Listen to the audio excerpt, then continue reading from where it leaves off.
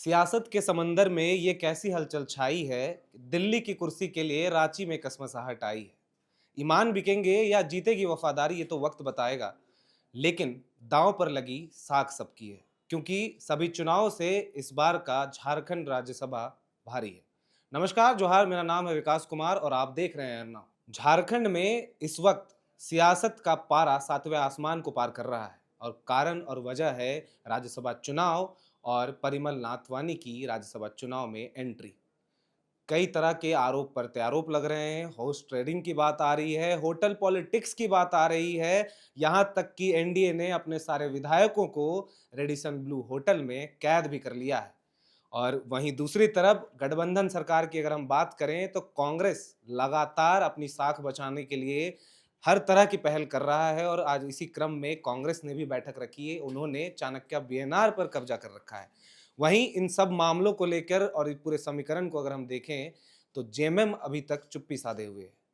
अब सीट 2 है, उम्मीदवार 3 है। संशय यहाँ पर बन रहा है कि आखिर कांग्रेस या भाजपा यानी एनडीए किसकी जीत होगी, क्या कुछ पूरा माजरा है, किस तरह की राजनीति चल रही है राज्यसभा चुनाव को लेकर और परिमल नाथवानी की एंट्री से क्या कुछ बदल गया जेएमएम और कांग्रेस के बीच, इन तमाम चीजों पर हम बातचीत करेंगे। हमारे साथ न्यूज रूम में इस वक्त मौजूद हैं वरिष्ठ पत्रकार शैलेंद्र जी। हम इनसे पूरी चीज जानेंगे और आपको भी पहुंचाने की कोशिश करेंगे कि आखिर क्या कुछ चल रहा है सियासी गलियारे में। सबसे पहले सर, जिस तरह आरोप प्रत्यारोप का खेल चला उसके बाद मीटिंग खत्म ही नहीं हो रहे। ऐसा लग रहा है कि लोकसभा चुनाव और विधानसभा चुनाव को मिलाकर एक ही बार सारा जो मीटिंग का सिलसिला है वो राज्यसभा चुनाव में देखने को मिल रहा है इस बार। अ, देखिए विकास, चर्चा तो काफ़ी है क्योंकि जैसा आपने भी कहा जो 13 राज्यों में 18 जून को घोषणा हुई थी जो 18 जून को चुनाव होंगे। हालाँकि उसमें से अब 11 राज्यों में जिसमें कुछ से 9 राज्यों में या फिर 8 राज्यों में आप कह लीजिए जो चुनाव हो रहे हैं, 3 राज्यों में उपचुनाव हो रहा था। तो उसमें अब 11 राज्यों में चुनाव उपचुनाव संपन्न हो चुके हैं, निर्विरोध निर्वाचन हो चुका है, सिवाय झारखंड को छोड़ के। एक और प्रदेश है मिज़ोरम, जहाँ पे भी 1 सीट पे 2 उम्मीदवार हैं। लेकिन चर्चा पूरे देश में अभी सबसे ज़्यादा झारखंड को लेकर के है क्योंकि 2 सीट जहाँ आसानी से महागठबंधन जीतती नज़र आ रही है और स्पष्ट विधायकों के आंकड़ों के नज़रिए से देखा जाए तो एनडीए जो विपक्ष में है यहाँ पे, उनके पास नहीं है। बावजूद इसके उन्होंने समर्थन अपना कोई उम्मीदवार ना खड़ा करके समर्थन उन्होंने निर्दलीय उम्मीदवार और चर्चित उद्योगपति परिमल नाथवानी को दिया है। तो सब निश्चित रूप से जैसे ये चीज़ें हुई तो खेल होना तय था, चीज़ें होनी तय ही थी। अब निश्चय अभी भी जो माहौल चल रहा है पिछले यदि आप 24 घंटे की बात करें तो झारखंड में राजनीतिक तौर पर तापमान वाक़ई काफ़ी हाई है क्योंकि रविवार शाम को एनडीए विधायक दल की बैठक होती है, उसमें से 7 विधायक नहीं होते हैं। चर्चा वहीं से शुरू हो जाती है, जो क्या एनडीए कमज़ोर पड़ रही है इस पूरे चुनाव में? यही वजह है जो आज होटल में मंगलवार को हाँ, होटल पॉलिटिक्स का आप समझ सकते हैं जो वो शुरू हो जाती है। अचानक खबर आती है जो एनडीए के सभी विधायकों को Radisson Blu Radisson Blu hotel में। में ठहराया जा रहा है या फिर और अगले चुनाव तक वोटिंग से लेके काउंटिंग तक वो वहीं पे मौजूद रहेंगे। यानी विधायकों के जो अनुपस्थित होने का मामला सामने आया, जो फिर गैर हाज़िर होने या उनके कमज़ोर होने का मामला आया, वो अब लग रहा है जो उससे बचने के लिए चीज़ों को मिल उन्होंने वो शुरू कर लिया। दूसरी तरफ कांग्रेस के विधायक चाणक्य बीएनआर होटल में जुटे हुए हैं, जमे हुए हैं, वहाँ पे जो उनके उम्मीदवार हैं प्रणब झा वो मुलाकात कर रहे हैं, कांग्रेस के दूसरे वरिष्ठ नेता हैं वो मौजूद हैं।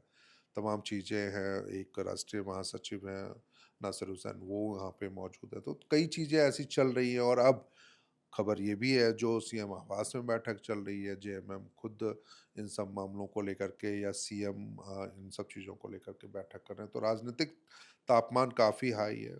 कांग्रेस को डर है जो क्या उनके विधायक टूट जाएँगे या जेएमएम के विधायक कहीं टूट रहे हैं क्योंकि पिछली बार जो 2008 में जी। 2014 में चुनाव हुए थे तो उस समय भी ऐसा ही कुछ आया था।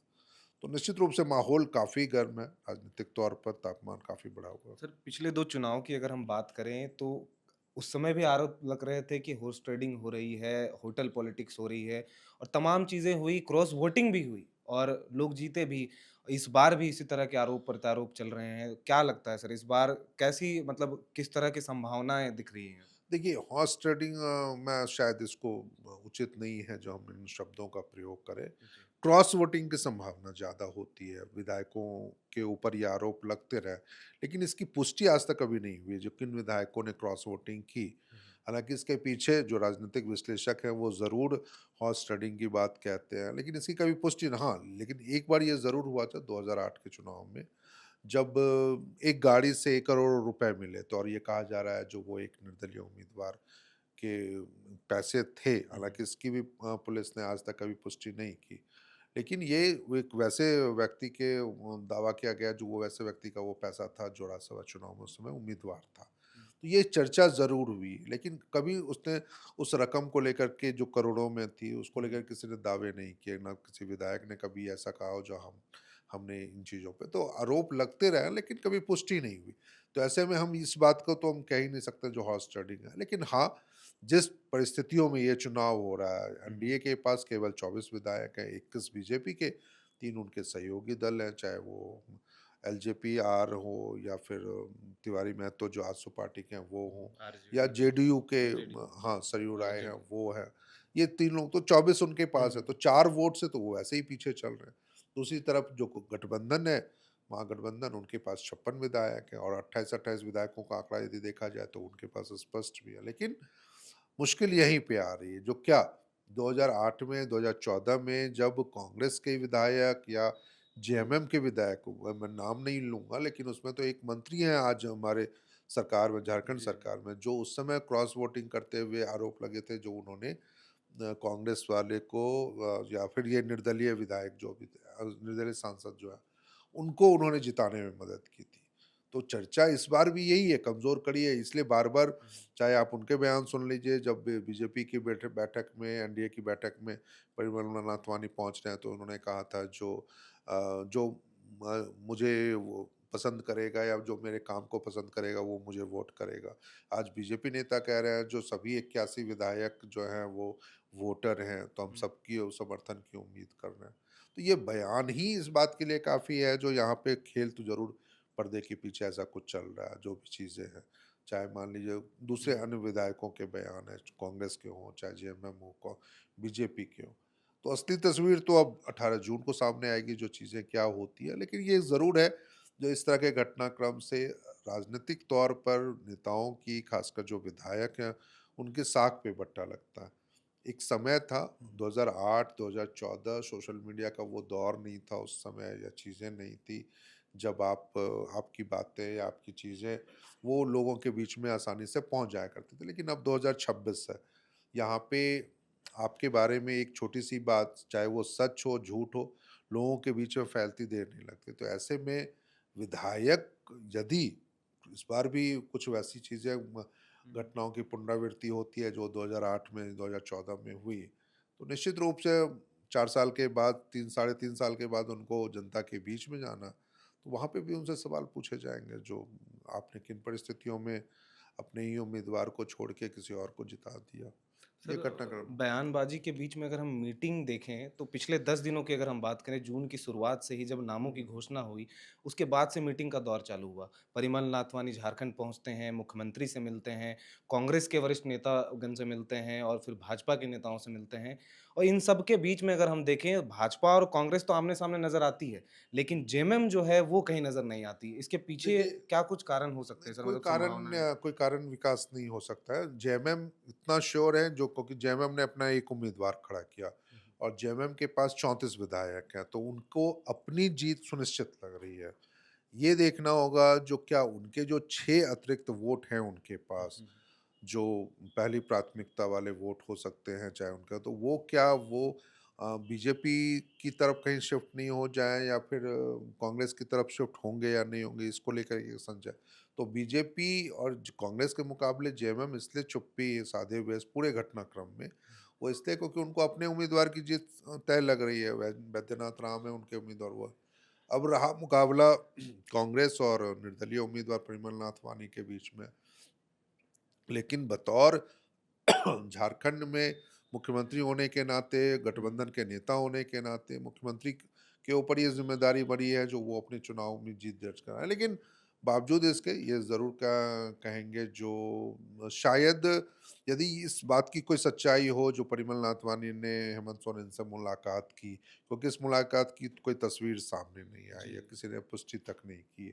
और हालाँकि बाद में जब वो बीजेपी नेताओं से मिलते हैं जी, परिमल बाद में नाथवानी तो परिमल उनका नाथवानी से बातचीत हुई तब मीडिया से उन्होंने बताया कि मेरी पुरानी पहचान है, दोस्ती मतलब दोस्ती है हुँ। हेमंत सोरेन मुख्यमंत्री से, तो इसलिए मैंने मुलाकात की हाँ, तो तो ये हो सकता है, ये एक चीज़ हो सकता है, वही है लेकिन कोई तस्वीर सामने नहीं जी, आई, जी। तो इस मुलाकात को लेकर के ये कह सकते हो, तो वो यदि उनकी पर्दे के पीछे मुलाकात हुई, अब वो दोस्ती के नाते उनकी मुलाकात हुई, तो ये एक अलग विषय हो सकता है। लेकिन हाँ, ये कह सकते हैं राजनीतिक हलकों में ये चर्चा ज़रूर रही, जो वो चाह रहे थे जयराम के समर्थन से, लेकिन जिस तरीके से कांग्रेस ने अपने उम्मीदवार की घोषणा कर दी, जयमल ने दावेदारी दोनों सीटों के लिए ठोक दी थी शुरू में, तो उससे हुँ, ये लग रहा था जो हाँ, मामला थोड़ा-सा बिगड़ जाएगा और अंत में वही हुआ जो मामला बिगड़ा नहीं क्योंकि परिमल नाथवानी ने कभी भी किसी के भरोसे या फिर उन चीज़ों के लिए नहीं था, वो निर्दलीय बतौर उम्मीदवार आए थे और हमेशा से वो उन्होंने शुरू से ये कहा है जो उन्होंने काम झारखंड के लिए किया और काम बोलता है, काम दिखाया लोगों ने, हुँ, इस बार फिर मुझे वो सपोर्ट करेंगे। तो बीजेपी ने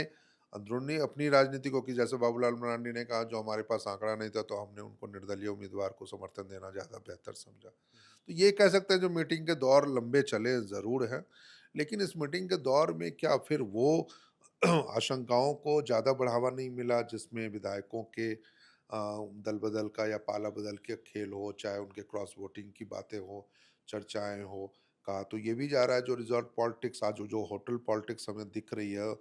दोनों खेमे के विधायक अलग-अलग जगहों पे ठहरे हुए हैं या अलग-अलग होटलों में के कमरों में कैद हैं।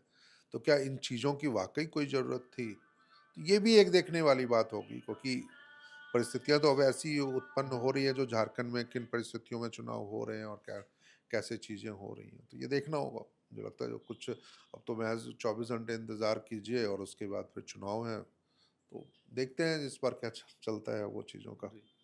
तो देखिए कि 2 सीटों के लिए 3 उम्मीदवार हैं और गहमा-गहमी जो है वो थमने का नाम नहीं ले रही है। एक दिन सिर्फ शेष है जब 18 तारीख को चुनाव भी हो जाएँगे और जो मतदान की जो काउंटिंग है वो भी कंप्लीट हो जाएगी और जीत भी सुनिश्चित हो जाएगी 2 उम्मीदवारों की 2 सीटों पर। जो संशय है और जो गहमा-गहमी है वो 2 नामों पर है, वो है प्रणव झा और परिमल नाथवानी पर।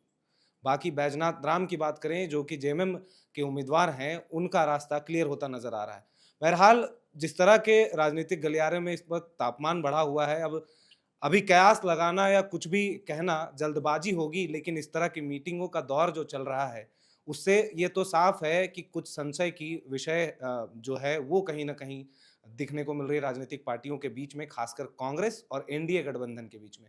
जिस तरह उन्हें इंटैक्ट रहने की बात कही थी, जिस तरह विधानसभा का घेराव किया, उस वक़्त कांग्रेस ने कहा कि हमारे 56 के 56 जो विधायक हैं, वो इंटैक्ट हैं। एक तरफ एनडीए कह रही थी कि हमारे जो अ, 24 जो विधायक हैं, वो इंटैक्ट हैं। लेकिन अब सवाल ये उठता है कि आखिर सारे लोग जब इंटैक्ट हैं, तो फिर ये होटल पॉलिटिक्स और लोगों को होटल में कैद कर देना विधायकों को, ये कहाँ तक किस तरह संकेत देता है और किस तरह राजनीतिक परिदृश्य इसको देखा जाएगा। बहरहाल जो भी अपडेट्स आएँगे, जो भी चीज़ें आएँगी बैठक के बाद, क्या कुछ सुनिश्चित होता है पार्टियों के बीच में, ये तमाम अपडेट्स हम आपको वीडियो के माध्यम से ज़रूर साझा करेंगे और राज्यसभा चुनाव को लेकर और क्या चर्चाएँ बाज़ार में चल रही है, ये भी हम आप तक ज़रूर पहुँचाएँगे।